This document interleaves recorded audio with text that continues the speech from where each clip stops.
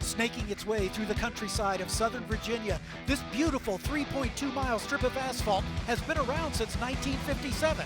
But now, for the second time in 3 years, the Virginia International Raceway is home to the SCCA National Championship Runoffs.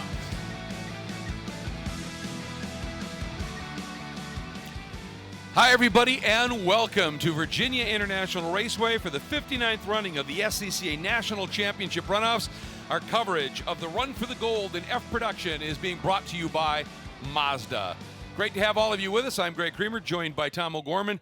Down in the pit lane and on the pre-grid is Hayward Wagner. We're looking forward to hearing from him in just a little bit, but we are really excited about this race. F Production has always been great. It's a class that made its first appearance in 1954. It's been here since the National Championship have existed, but you're seeing some of the variety of cars here that are set up in the pre-grid, Tomo, and one of the stories we were just talking about off mic is this might be one of the deepest prod fields we've ever seen in terms of potential capable winners. I think it is probably the hotbed of production. We have basically the top 10 covered within about 2 seconds, and if you take out the pole sitter, they're closer to about 1 second. So this one is going to be a barn burner, let alone those little droplets we're taking a look at, huh? Well, and now we're going to take a look at the track, and now, of course, this little bit of misting is going to play a role. 3 1/4 miles, 17 turns, uphill, downdale, stunning racetrack, but very, very different in each of its 3 sectors. It really is. This is the handling sector in Sector 1.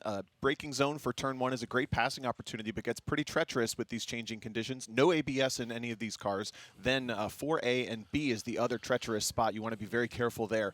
Then we get into the second sector, those uphill S's. No aero on these production cars. We'll talk about that, but these uphill S's in any condition are a big handful. And then we sweep through the Turn 10 South Bend towards the Oak Tree corner at 12. Very important to get a good power down there, but that is a section of track where we seem to just keep getting these little storms passing through, getting little rainstorms out there on the south side of the track, and you can see the shape of the track is really conducive to having wet on one section, dry on another. Then we get into the Sector 3, long back straightaway. Top speed is important. Those front-wheel drive Hondas are going to be very powerful down that back straightaway until we get into the final handling section at turns 14 through 17, roller coaster through Hog Pen. All right, there you have the stage set in terms of the track. Hayward Wagner, what are you hearing in terms of the drivers? Well, guys, the 3-minute board just went up here. Everybody's strapped in, ready to go. Everybody came to grid on intermediate tires, except for one. The silver 4.7 car came on dries. Everybody else is on inters. What's going to be really interesting here is you have a pole sitter that's rear drive, outside front row is front drive, and then you have this car, Cliff Ira, who won last year at Indy on a damp track. He's on the same basic setup as he was last year. The other car to keep an eye on is Kevin Ruck, sitting 7th on the grid. Kevin, a multi-time national champion. I just talked to him. He said the key is going to be to stay smart, stay on the track, manage the race. He said there's not a car on this grid he'd rather be in. But the comment of the day is Cliff Ira. When I asked him how he was doing, was he ready? He said, man, I've been sitting around for 2 days. I just want to go drive my race car. That's it. Yep. Patience is not a virtue for most race car drivers, and there he is. And as you said, that car really good in a straight line. But look at the mist that's out there now. That's moving in. Front drive, that could really play into that as well. And let's give a shout out to Mark Webber, who is making his 65th runoff start here. He back in the order just a little bit in his '93 Mazda Miata. But we were talking about it. When Craig Kima qualifies 9th. You've got a deep field. Yeah, that's another car to keep an eye out. A couple national championships to that car and driver. But I love that point Hayward just made. We can wax poetic about this and pick it to pieces from an analyst perspective, but at the end of the day, this is driving really cool race cars on a really cool racetrack. And to sit around and wait for 2.5 days to get to do that again after the last time they qualified, I mean, they've got to be excited. They've got to be absolutely pumped. And you were talking about these cars. They're fast. They really have some speed, and they have virtually zero aero on there. This is a tremendous test of real driving skill. It really is. The production categories are kind of unique to the SCCA. The way they're allowed to build these race cars, they have to start with a production chassis, and they can do a lot to the bodywork, but you'll notice there is no aerodynamics on the outside of these cars. There's maybe a splitter that goes, or a lip that goes to the ground, but no rear aero, no front aero to speak of. And that makes these cars, on the flip side, they're allowed to build a lot in the engine. They're allowed to do a lot to the chassis, and that makes these cars extremely challenging to drive drive, especially the front-wheel drive cars. You see there the Integra of Kevin Ruck that Hayward mentioned. Those front-wheel drive cars, with all that mechanical grip to the front wheels, but no aero, I mean, all of these drivers are wheeling these cars to get the pace out of them that they can achieve. It's a very specialized build, and it's a very specialized and skillful driving style. It is indeed, and as the field is heading out, let's get you right into the starting grid. Starting in the 18th spot, the number 82 is Gary Johnson out of Knoxville, Tennessee, in the East Tennessee Race Prep BMW Z3, starting 17th. The number 154 of David Colby out of Utica, New York, running for Watkins Glen region, and it's like father, like son racing. I like that. In an Acura, starting in the 16th spot. Again, making that 65th start in runoffs competition, number 25 of Mark Webber, running out of the St. Louis region in his Mazda Miata. Starting in the 15th spot, the number 33, Les Cheney out of Eden, North Carolina, the Central Carolina region entry, the Acura Integra. Starting in the 14th spot, the number 13 is Stephen Clark out of Salem, Virginia, and he's in the Evolved Auto, and that is a Mazda Miata. Starting in the 13th spot, we've seen him race earlier this week in the 115 of Paul Mavoli out of Treasure Island, Florida, Central Florida region, in his Mazda Miata. Starting in the 12th spot, the number 28 is David Strittmatter out of Akron, Ohio, Northeastern Ohio region, the Acura Integra. And moving up into the 10th spot, the number 99 is Michael Kamalian out of Marietta, Georgia, the Revolution Speed Mazda Miata. Starting in the 9th spot, the 05, we were just talking about him, Craig Kima, three-time gold medalist, runs out of the Mid-Ohio Valley region in the Midwest Motorsports Lotus Super 7. Starting in the 8th spot, the 52 of Mason Workman out of Winchester, Ohio Valley region, in the Mazda Miata. Starting in the 7th spot, the 73 of Kevin Ruck out of Marysville, Ohio, in the Acura Integra. Starting in the 6th spot, it is the 08 of Bill Hingston out of Parker, Colorado, in Colorado region, in his Mazda Miata. Starting in the 5th spot, the number 47, David Bednars out of Dexter, Michigan, in the Dynamax Exhaust Mazda Miata. Starting in the 4th spot, it is the number 89 of Charlie Campbell, two-time gold medalist in runoffs competition out of Corey, Pennsylvania, in his Mazda Miata. Starting on the inside of that second row, your defending champ, Cliff Ira out of Kansas City, Missouri, Kansas City region, in the Cliff Ira Motorsports JPM Honda Civic Del Sol. In your front row, outside, the 51 of Ken Kannard out of Sebring, Florida, and Ken is making his 22nd start. He's podiumed, he's raced in these runoffs for so many times, never been able to get the gold, but a great opportunity starting outside of the front row. He was third here in 2019 when they last ran here, so he's got speed in that Acura Integra. And on the pole, as he was in 2019, where he went on to win, Eric Prill out of Topeka, Kansas, in Kansas region, in the Maxton's Fight Mazda Miata. This is his 5th pole in runoffs competition. Twice before, he has been a gold medalist. So as we said, a deep field, and this track is looking worse and worse in terms of that mist. We have our first interesting development. I'm kind of cycling through visually on the cars, and they're kind of in the wrong order. The 08 of Bill Hinkson is the orange and yellow car at the bottom of the screen there. He is out of order, and Craig Kima is missing entirely. So I'm not sure if a couple drivers are regridded or if drivers are switching cars. Maybe Hayward can work on that one for us from pit lane, but it is kind of also cool. The drivers had enough heads up watching that last race. Okay, we're going to go out on inters. Yes. That's probably a safer choice for sure, but this is going to be very interesting to watch unfold. It is absolutely going to be. As you can see, the Mazda, the official pace car of the runoffs, and that car, of course, will make its move in. We are running, these are they back to 40-minute races today? Or 15 laps? They were shortened yesterday because of us running very, very late, and some issues having the ATA race in the morning as well. And there you see that red number 25 of Mark Webber there. His goal is to make his 70th start at the runoffs in his 70th birthday year. So we'll see if he's able to make it. I don't doubt he'll be there, absolutely. So things are setting up here as we are getting ready to go. Again, the run for the gold. F Production, one of the really fabulous classes here as these F Production cars coming around. You don't see a lot of the full build older cars anymore. Now they're mostly limited prep cars, which is what you have to do for the newer category cars. You can see Prill, a little bit of a nose ahead of Kannard here. It's going to be interesting to see who's going to win that war down into turn one. The grunt of the Acura plus front wheel drive, or the handling of the Miata. It's going to be decided momentarily here. They are coming up. We're green. F Production underway. And man, oh, Kannard, he must have missed a shift suddenly because that car just laid down. Oh, and they got contact. That's going to send a 47 off the inside of the track. No contact with the wall, but that I think it was a door-to-door contact for Kannard and Ruck that ended up sending that Miata down the inside. So Prill managing to make the lead, but after Kannard's problems, it's the 89 of Charlie Campbell that has moved into the second spot. But look at that recovery drive by Kannard. He's gone around everybody and into the lead. Boom. But now, too fast in, he's going to slide off the track. Does he keep it off of the barriers? Just no. That was a size enough of a hit. Let's see if he can get it going again. But man, he dropped back after, I think he missed a shift, fell way back, then just ramped the outside and then threw it away. Maybe trying to be the hero in turn one, and unfortunately those front-wheel drive cars, again, they're very much a handful in these kinds of conditions if you have the back end set up to be loose.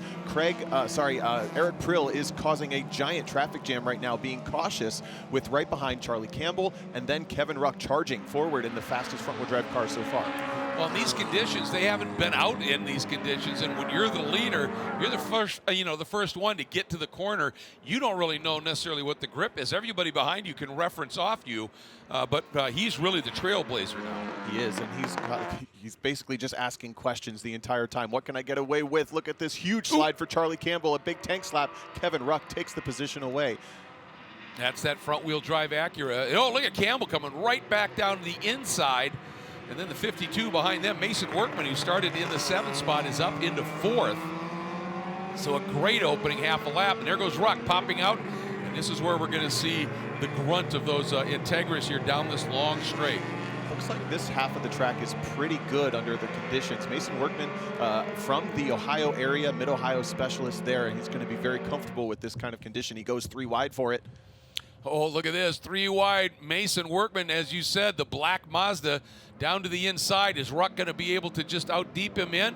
Ruck decides the better of it. That sort of freezes Charlie Campbell, but this section of track, it is damp. These guys on intermediate tires. A little bit of contact between Ruck is going to spin Workman, and he is not happy, shaking his fist as he still is not even stopped into the wall. Oh, man, that's frustrating. And the way he's dropped back into that, it could be a real struggle for him to get out.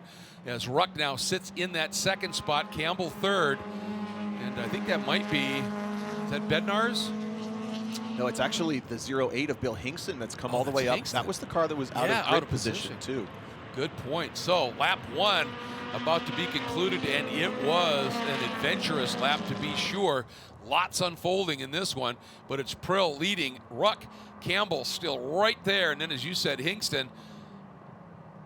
And I'm not seeing Ira in that shot either right now. Yeah, Ira was way off pace on the first couple of corners. He's all the way back in, I think, about 7th. He is still circulating, but way off pace. Is Ruck now challenging for the lead. And Prill just being very, very circumspect here. And Ruck, best thing Ruck can do. And there's a huge slide for Prill. He saves it. Now, can he keep it out of the tires? Looks like he's going to do that, but he's losing a ton of track position. He'll drop back into 4th. Luckily, doesn't lose touch with this lead pack. Kevin Ruck goes to the lead. Charlie Campbell 2nd. Bill Hingston in 3rd in the orange and yellow. And we've lost essentially half of our top 10. We said this was going to be the deepest field. Whoa, big slide for Charlie Campbell. And now it's basically cut in half. Yeah, it's just people are dropping like flies here. And here we go now through the snake, exiting the snake, heading up into the climbing S's, which is a very quick piece of track here. Here's a look at the 25 of Mark Webber up into the 12th spot. Started 16th, so good run for Mark here. And there you can see Ruck trying to recover and come back through the field here. Excuse me, not Ruck. So Gary Johnson, Ken Kannard, excuse me, who was outside of the front row. Kannard doing everything he can here to try and move up, but he is so far buried right now. It's a former championship winning car at the hands of Mark Carpenter. Rewrapped, looks great, got a little tire wall damage on the passenger side of it, but we're going to look through out of South Bend. Yeah, as they come through South Bend, let's go back and take a quick look at a couple of those incidents. It was chock full here, and there you can see that touch. And Ruck just, Kannard, when he lost all of that drive, when he got in the throttle, it looked like the car just snapped sideways on him. Or he got surprised by Charlie Campbell sweeping around the outside, made a big move straight into Kevin Ruck's door, and then he makes this huge mistake, just comes off the throttle, the back end rotates around, going too fast for these conditions. Charlie Campbell with a tank slap at South Bend. Ruck takes the position, and Charlie says, nah, it's still mine. John lunges right back over. That's kind of the weirdest over-under I've ever seen. Yeah, that's a great counterpunch move after you've had a big moment like that. And then right here, watch Mason Workman, just that little tap. And on a track that slick, Tom, that car's going around. It is, and unfortunately there was contact between Ruck and Workman, and it looks like Ruck maybe just got the power down. The car stopped turning for him, and he did just loosen up Workman just enough, and then that mistake from Prill, who's still in touch with the leaders, as Charlie Campbell has taken the lead during that little replay package.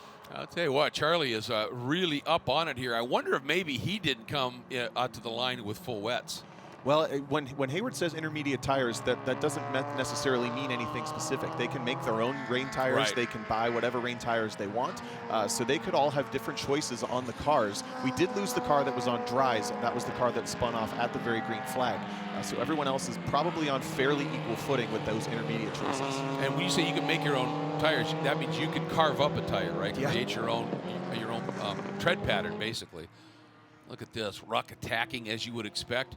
And Hingston doing a beautiful job sitting right there in third. Very opportunistic, having started officially in that sixth spot.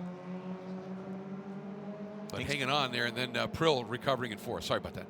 Hingston had a really strong first day in qualifying. They qualify 3 days, one session each day, and then just couldn't get any quicker. So he slid down the grid every other day. Look at the back on Kevin Ruck's car, just dancing as he's trying to get the car under control through these uphill S's, clinging onto the back of Charlie Campbell's white Miata.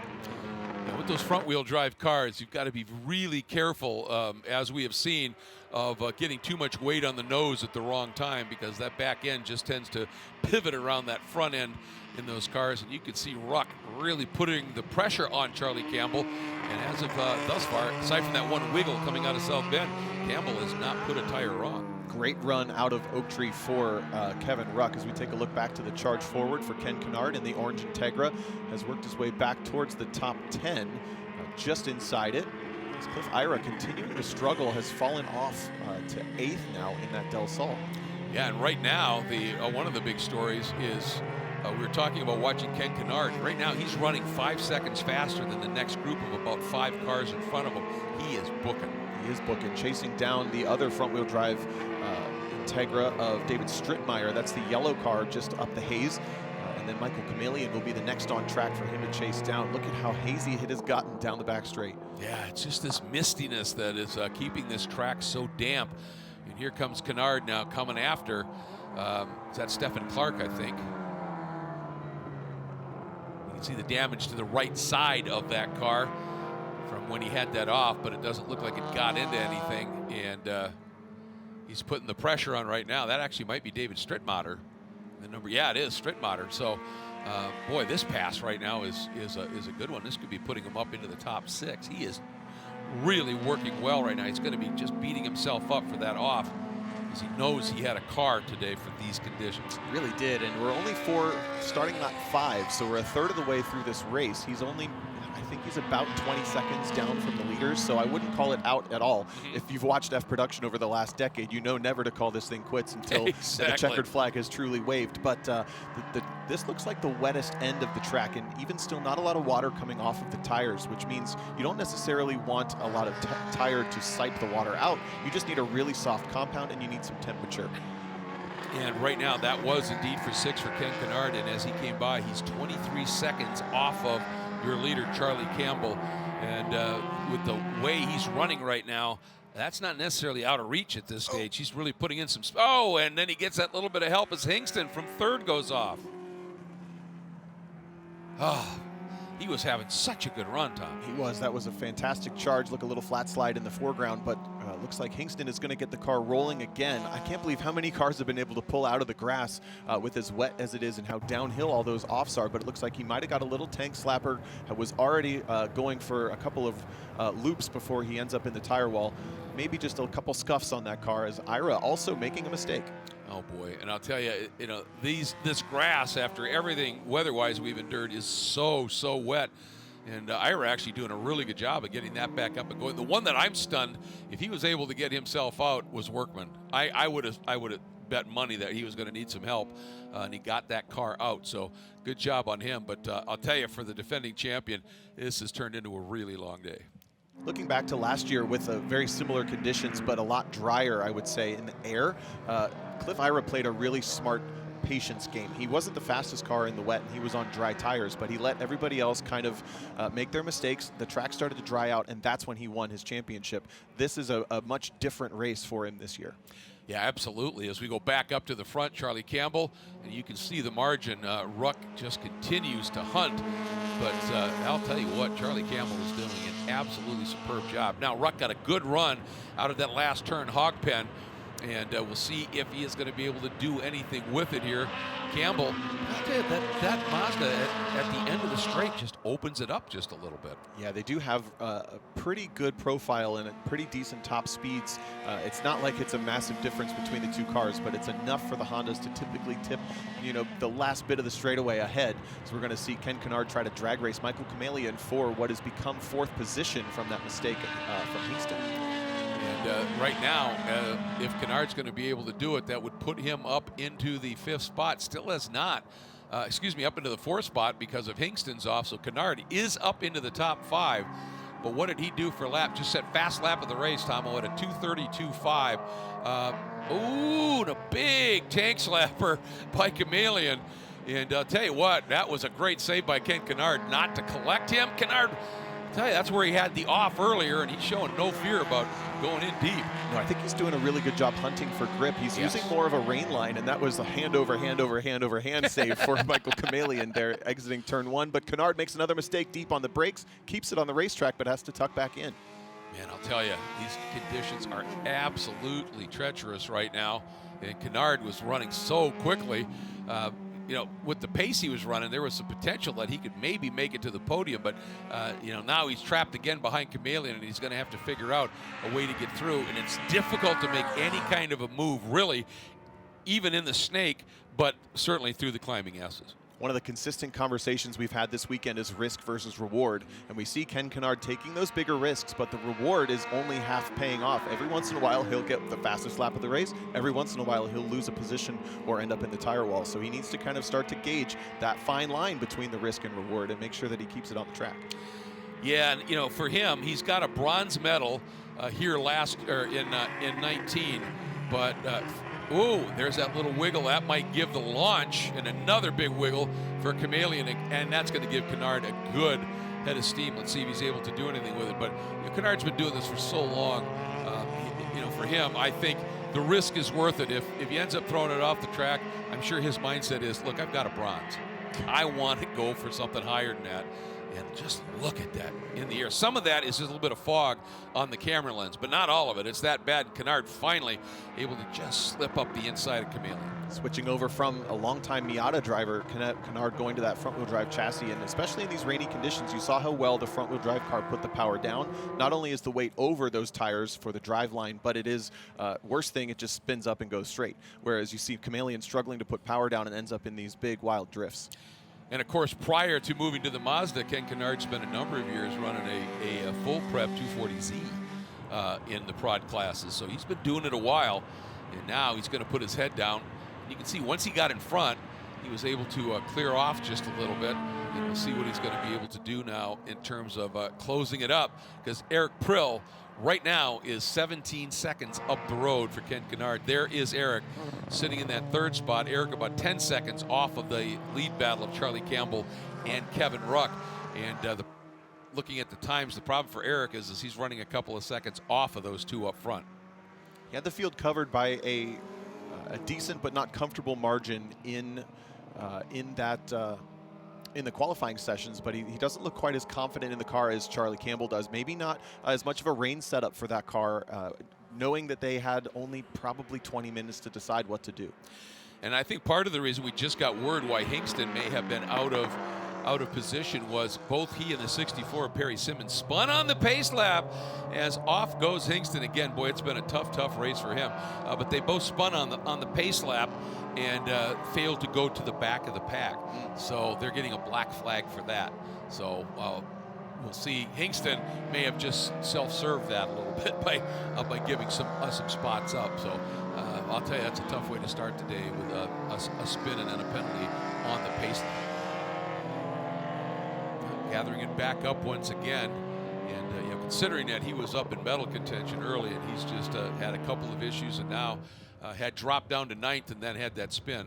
But look at this, Charlie Campbell has opened up a little bit of breathing room back to Kevin Ruck. Last time by was over, just a tick over a second. Looks like it might be even a little bit larger than that right now. Yeah, and Ruck was faster in Sector 1, but Campbell gets it back in Sector 2, so they're kind of swapping blows on the different personalities of this racetrack. Sector 2, remember, though, is the uphill S's, the fastest sector, and I have to wonder if, again, we had a very short window to decide what tires to put on. Probably no rain setup choice, really, to put on these cars.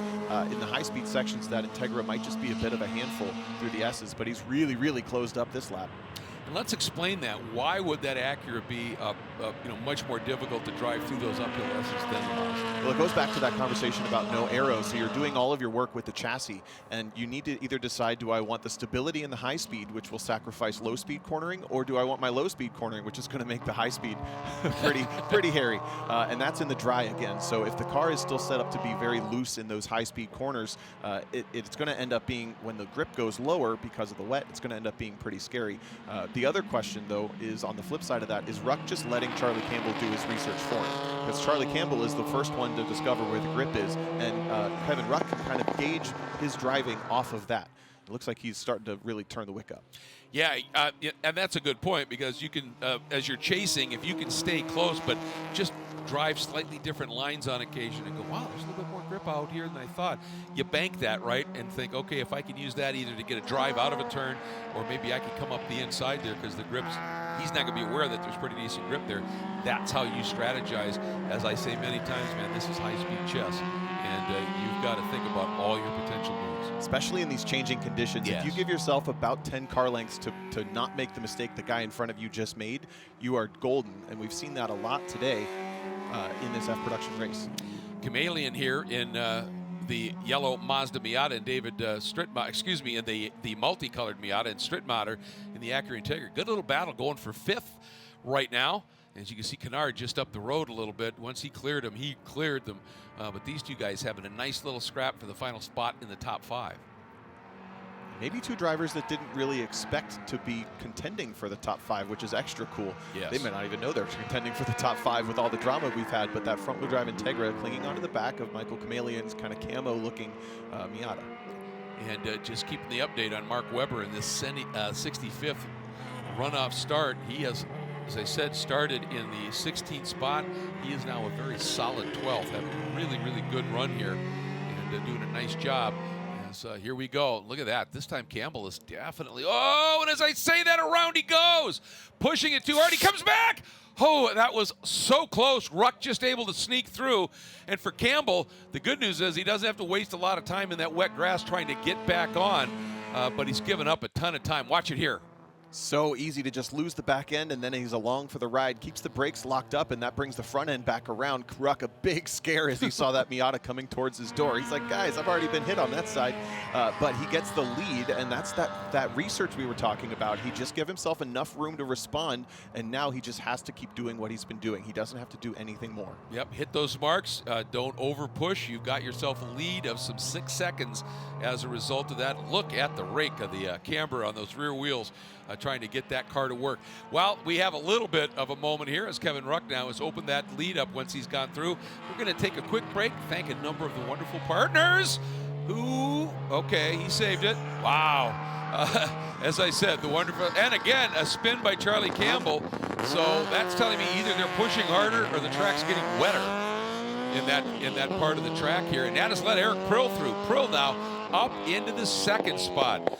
So this race just continues to get curiouser and curiouser, and we don't know what's going to happen, but we don't want to miss the last few laps. We're going to get that break in, say thanks to our partners. We'll be right back.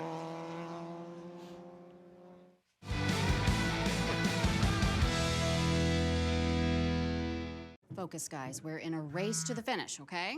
Here's where the rubber meets the road. These initiatives move the needle, like, at all? Well, let's shift gears a minute. We're really kind of at the apex here. We need to put the pedal to the metal. We need to nail those hairpin turns, cross that finish line, and take that checkered flag. Woo! Hit the track with the world's largest motorsports calendar, track day insurance, and more. Haggerty. Let's drive together.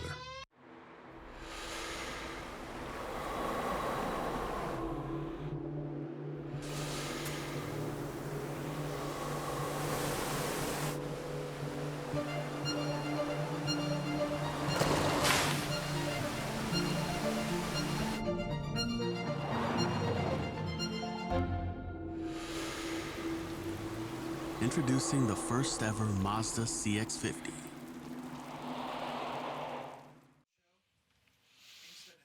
As the run for the gold continues here at VIRginia International Raceway, this 59th running of the SCCA Runoffs. This is the F production class. Our broadcast brought to you by Mazda. That is your leader, Kevin Ruck, going for a third national championship. He's won at Road America, he's won at Daytona, and now going for one here at VIR. It's a pretty good list of tracks to be calling yourself a national champion. And then this little battle, Eric Prill, after Campbell had that double spin on, I guess it was 2 consecutive laps, but he now has given that spot up to Eric Prill. But Charlie Campbell has some speed, and he is closing up quickly again on Eric Prill. Yeah, he's actually big dive move to the apex here. Hits a little puddle.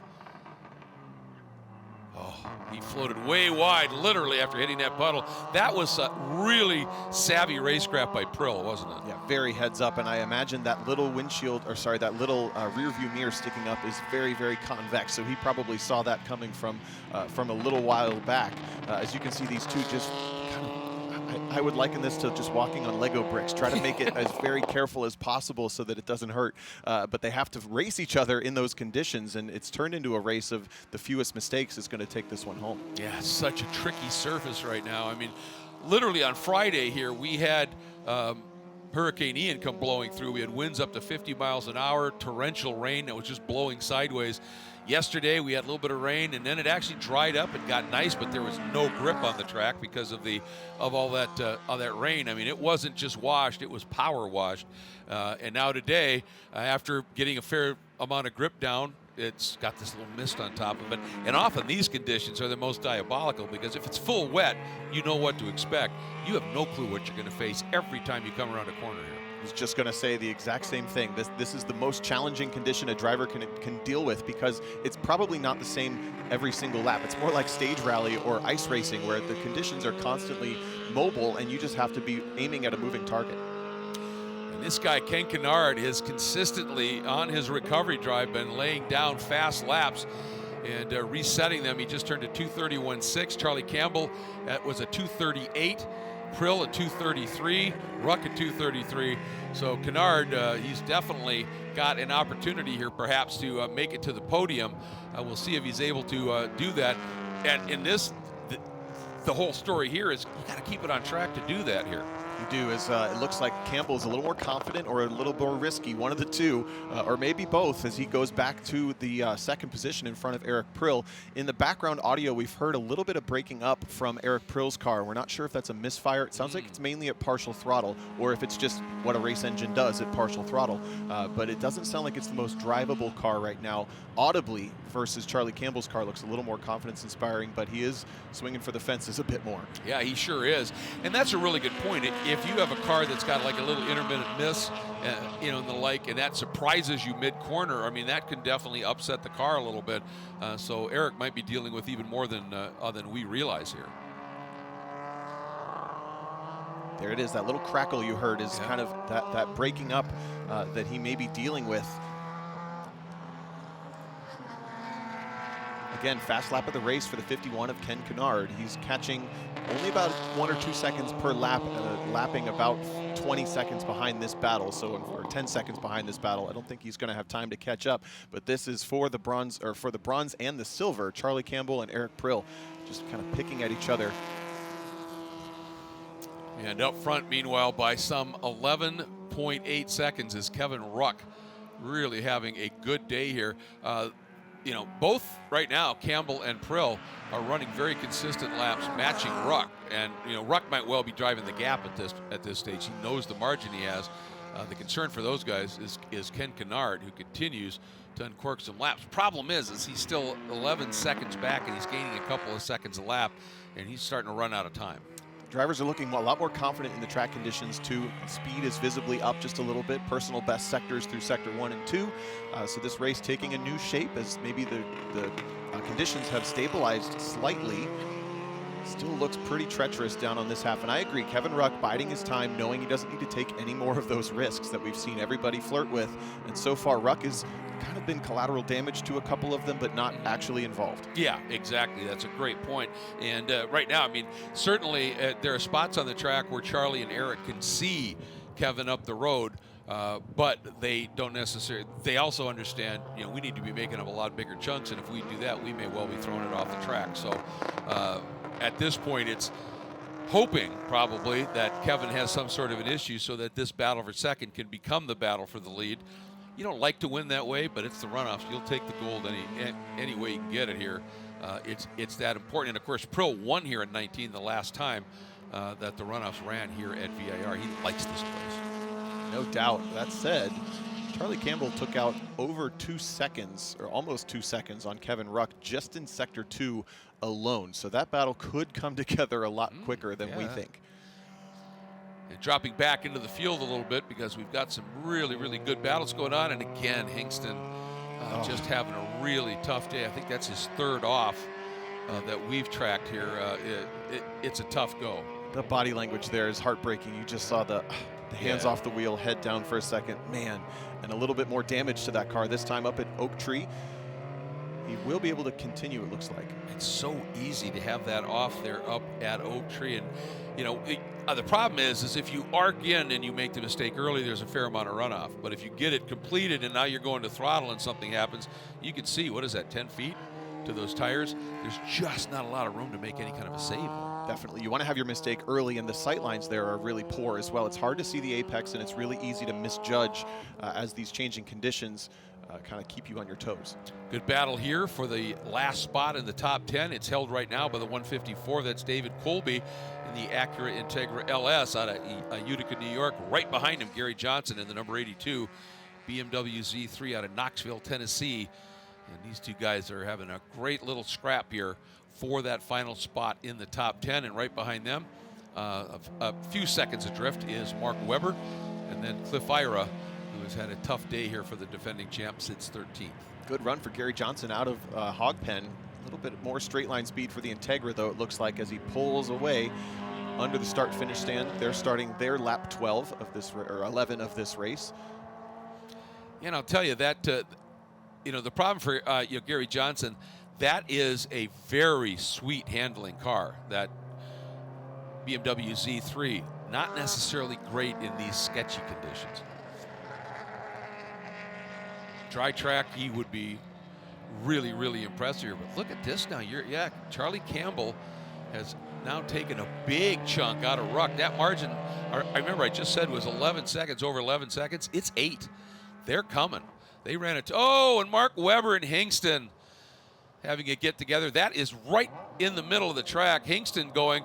Webber's trying to get going. Looks like he might be able to get it started. Does that look like the exit of 1? Yep. Yeah, it looks like this is going to be a solo incident for Hingston to start with. He probably gets the power down, starts to lose the back end right there towards the exit of the corner.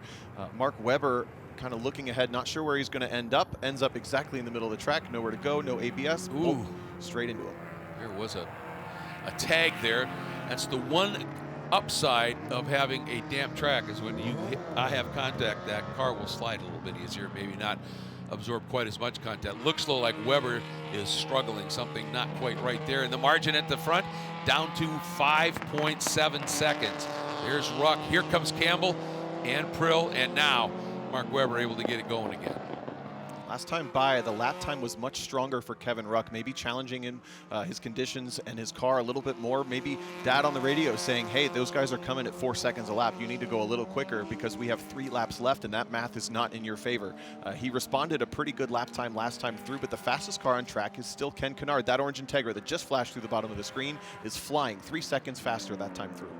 A 2:25.4 he sets fast lap.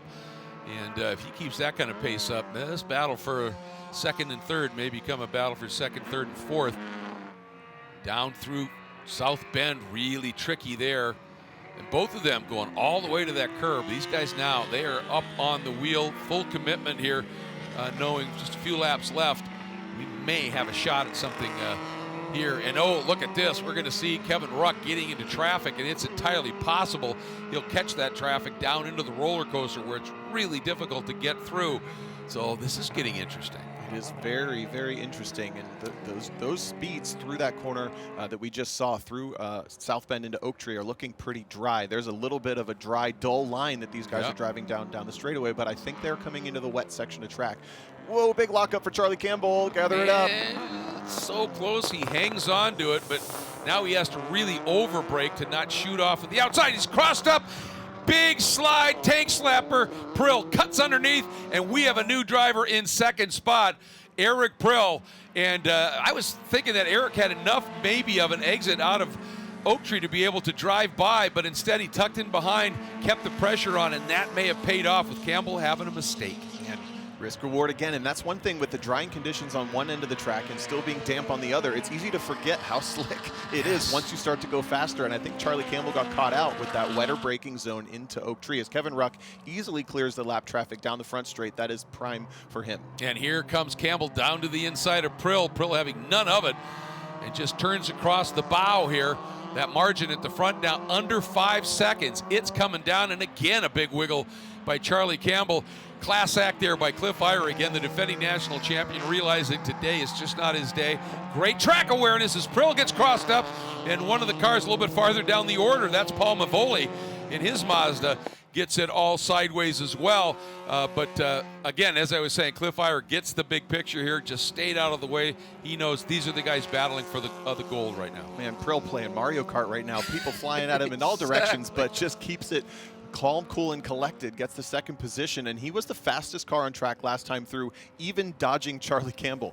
So he made that pass at the fast lap of the race. This is the dry section of track, and Kevin Ruck is looking much more confident. Yeah, and this is where we were also seeing Prill and Campbell a lot more comfortable, as you said, throwing the car around just a little bit. Now heading up into Oak Tree. It's really a double apex. It's one corner, 11 and 12. And there's the exit of Oak Tree. Here comes Prill. You can see that dryness up on the curb. Yeah, he is in full aggression mode right now. And the only thing they have to do is once they come over the hill and start that little drop into the roller coaster, that's where it gets really slick. You got to remember, check up just a little bit. Dial it back and make sure you hit the same marks you did last lap, because, again, you don't want to have consequences at this phase in the race coming to 2 to go. But, man, Prill is looking quick, and in the dry, he kind of had like a second and a half on raw pace over Ruck. So if this thing does dry out much more, we are looking at theoretically the fastest car on track. Yes, absolutely. And here he comes down the hill. And, you know, part of it is, too, is that he was very cautious early, so he may have a little bit better tire on that car right now. He was really being careful. You never saw that car much sideways, and he may have a real good set of tires right now to be able to go after this. I was wondering if that may be Charlie Campbell's problem. That car has looked like it's just fallen apart in the last couple laps, and it could be the driver asking too much of it, or it could be that intermediate tire choice that he picked, whether he's been driving it to the point that it's falling off or driving it to the point that the conditions are no longer good for that tire. Exactly. I mean, we saw him earlier. He was throwing it around a lot more. Prill, first guy into the 21s and a low one at a 2-minute 21.2, and that margin is now 3 seconds from Ruck to Prill. He's got then a second and a half now back to Charlie Campbell, and we have 2 laps. That math works out to a tie, doesn't it? Oh, man. This is going to be really intriguing. And Ken Kannard, he's still 10 seconds adrift right now of Charlie Campbell, so he's going to need a little help here to find his way up onto the podium, but this battle up front is on. The one thing we know about Charlie is he's been the one who's been absolutely fearless this race, just willing to throw it in. And if he really puts together a couple of great laps, who knows? Here's Ruck up into the climbing S's. See the back end of that car just pointing the nose towards the next corner, one step ahead all the time in those front-wheel drive cars versus the carve of those rear-wheel drive Miatas. They're looking really quick right now. Visibly, though, Ruck seems to have picked the pace up. He does. Now, let's see what happens here in Oak Tree. And That line's really dry enough there that everybody is just giving it sort of full welly through that section of track here. And is this a scenario where, that's a nice job of letting everybody get through. That's Gary Johnson, obviously has some kind of a problem and waited till they went through and then just ducked into that south pit lane. Is this something where Prill might be almost kind of hoping that Charlie Campbell closes up a little bit? I was going to say that, but now I don't think he wants it. He wants to just be able to focus. My thought was for those two Mazdas to draft together a little bit, try and close it down, but Prill did a good enough job of that, just coming after it. And Ruck only 120 miles an hour, and both Prill and Campbell up over 125. I was going to point out, maybe 5 laps ago, Ruck's car sounded just a little flat as he went by our camera. The audio just didn't sound quite right, and his trap speeds are down. You're right, the top speed of that Integra doesn't look very happy. The cornering speeds look pretty good, so it may just come down to who's got the motor. But to your point, I don't know if Eric Prill wants specifically Charlie Campbell to catch him. If it was some other guy, maybe, but Charlie Campbell is going to want to race for it. Well said, well said. All right, there it is, white flag, last lap here in the run for the gold for F Production at the runoffs and the margin. I remember last time it was 3 seconds, this time 1.1. Prill absolutely doing the rim shot, trying to find grip, carry every bit of speed he possibly can. Up now into the exit of 1, into 2, now through 3, up into 4, and look at this. Last lap, the battle for the gold, 3 cars with each of them maybe 3 car lengths between them. It's on, Tomo. Into the snake, here we go, and some lap traffic up front just for good measure. Well, if you're going to win a national championship, you're going to have to earn it. But Ruck really gets through that snake well, doesn't he? Yes, that's a personal and session race best, Sector 1, up until Charlie Campbell comes through and takes it back. These guys all running basically the same speed. The big question mark down that back straightaway. What's going to happen? Charlie Campbell, look at this look. Yeah, he just floated huge speed through turn 9, the end of those climbing S's. Wasn't able to do much with it, but here we go, and Ruck is going to get held up a little bit, and Prill is going to get an excellent run. Flicks to the right, he's through. Prill a lot closer to Ruck than he was last time, and we have seen a big speed advantage. Here he goes, look at that fast, he's there. He pulls out to the left. Ruck went down the middle trying to make the decision difficult. Prill is through. Prill now trying to break the toe, bobbing and weaving. Is Charlie Campbell going to make a late move down to the inside of Ruck? He's thinking about it. Ruck covers, and Ruck slots back into that second spot. Prill floats just a little bit wide. Ruck all over him here, down into the roller coaster, into 16. Here we go, last couple of corners, last lap pass. Will it hold for Prill? Will he go back-to-back at VIR 2019 and 2022? Here comes Ruck with a really good drive, but this is where the motor is going to come in. That is where Prill has looked a little bit stronger here. Eric Prill, he was on pole, he dropped way back. He's now coming through. He's going to do it. He repeats at VIR and adds a remarkable 3rd gold medal. And look at the fist bump. What a drive by Eric. What a drive by all 3 of these guys. Unbelievable at the end. Last straightaway, and I think it was a slight combination of whatever Hayward asks is the problem with that Integra, along with that lap traffic just compromising the exit ever so slightly. Yep. And it comes down to another championship for Prill.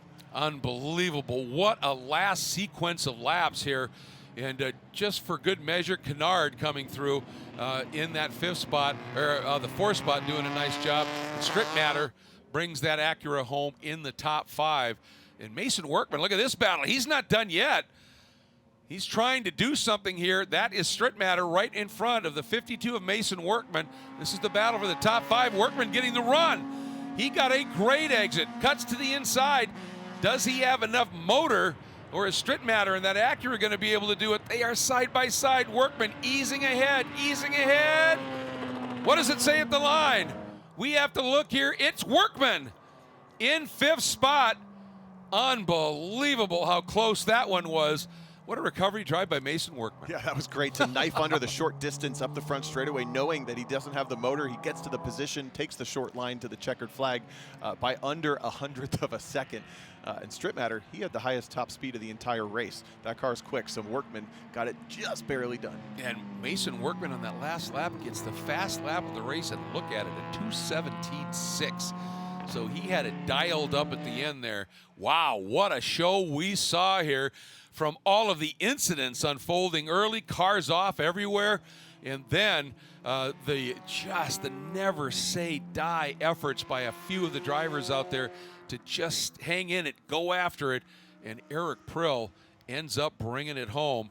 And for Mark Webber, have to just let him know, 16th up to 11th in his 65th runoff start.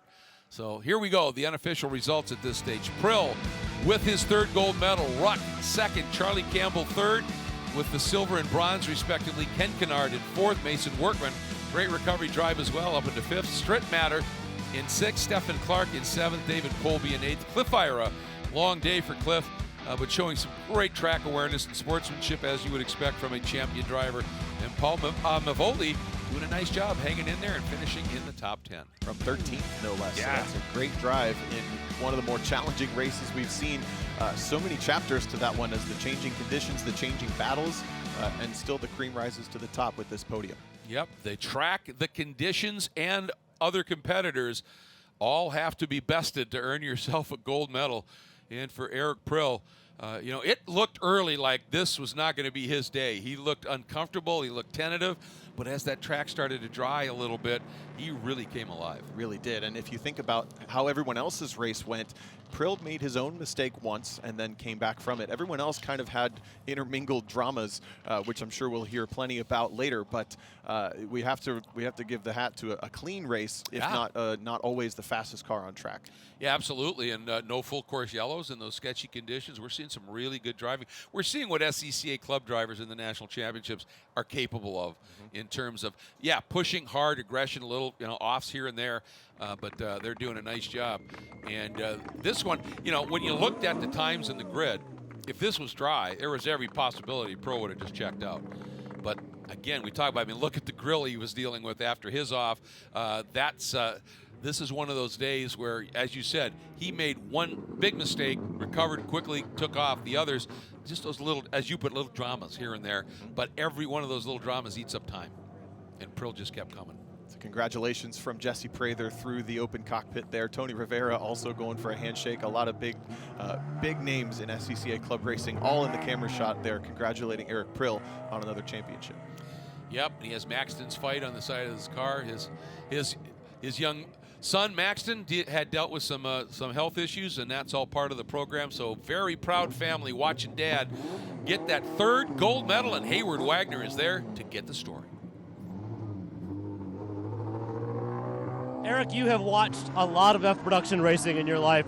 It's never over till it's over. When you came back on the track, what was your mindset? Well, when I came back on the track, I knew I could get it back on the track. I wasn't sure if I'd thrown it away, but the next few laps, I just didn't have the pace of those two guys in front of me. And I was like, man, if it stays like this, I got nothing. And the track finally started to come in a little bit in a few spots. And this car's been so fast all week. I think it just started to come back to me, and but it was treacherous. It was so slippery out there. And after last year, being on the wrong tires, a lot of us were on the wrong tires on the pace lap. I thought we were on the wrong tires again, and I told Jesse, man, if we get a yellow, I may come in for full wets. But it turns out these were the right ones. But man, that was unexpected. I didn't expect that one to come back to me. How does number 3 feel? This is my 20th runoffs. Today was my 100th race in this car, and it feels pretty special because I'm going to take a break, and this is going to be my last runoffs for the time being. And to go out like this is amazing. And I know you got a couple of people at home watching, or maybe at a wedding, or some other quote-unquote priority. Anyone you talk to? Yeah, my family couldn't make it this weekend because I'm here, and my cousin Tim and my new cousin Kelly got married yesterday in New York. So congratulations to them. Miss having my mom and Robin and Maxton here, but I know they're watching right now. So just wow. Well, huge congratulations to you. As always, you get to take one more lap. Maybe some passengers. We'll see who jumps in. Congratulations. Thank you. Thank you. Wow.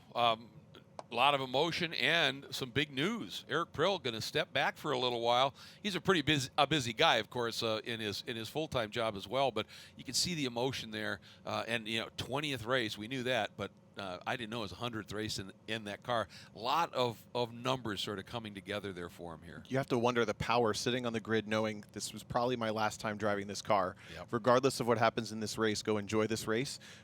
Having been in that position before, it's a very powerful feeling to know, well, this is a line in the sand, at least for now. Yeah. And it puts you in a good headspace usually. Yep, and I'm sorry, but anybody who's related to a racing driver ought to know better than to schedule a wedding when there's any opportunity for some racing. Let's get back down to Hayward. Guys, I'm here with Charlie Clark. Charlie, Charlie Campbell. I always do that. That's why I always use just first names. Charlie, you were in the grass, you were backwards, you were sideways, you were in the lead, you were in second, and you ended up no grass. Okay. What kind of a race was this for you? This was disappointing for me. 1 second.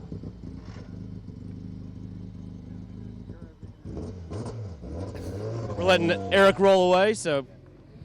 Yeah, I mean, this was a great race, and it was tough conditions out there with two really great guys. That actually, when we started this, anybody in the top 10 could have won that. So to get out in front like I did, I was feeling good, comfortable, and I just kept having trouble with the roller coaster. I just could not find the spot there, and I spun there twice. This is the one for me. So disappointing. I had a lead, and I gave it back.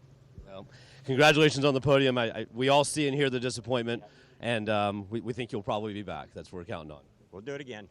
And, guys, I think a lot of emotion in Kevin's car right now. We're going to kick back up to y'all.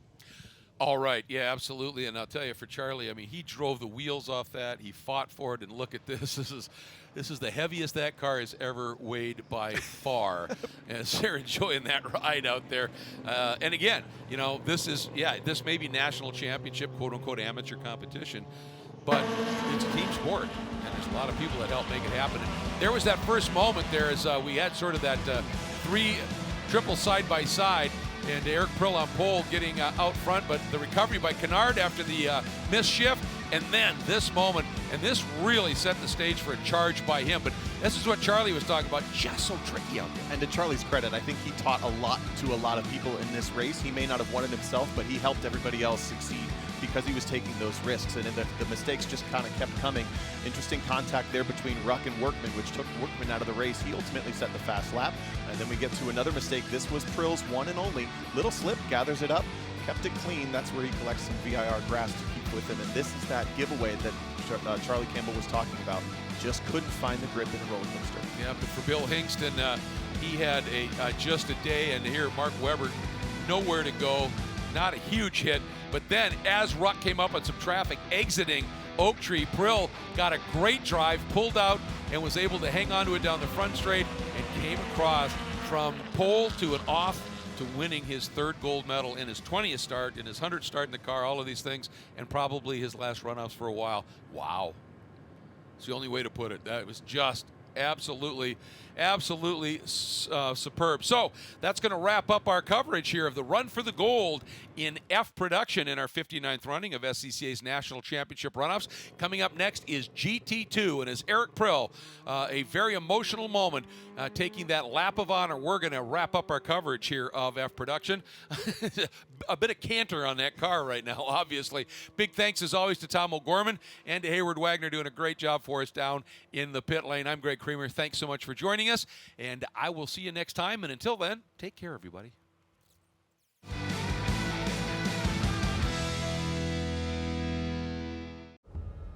Why race? Because it's in our blood. A love of driving that pushes us as hard on the road as it does on the track.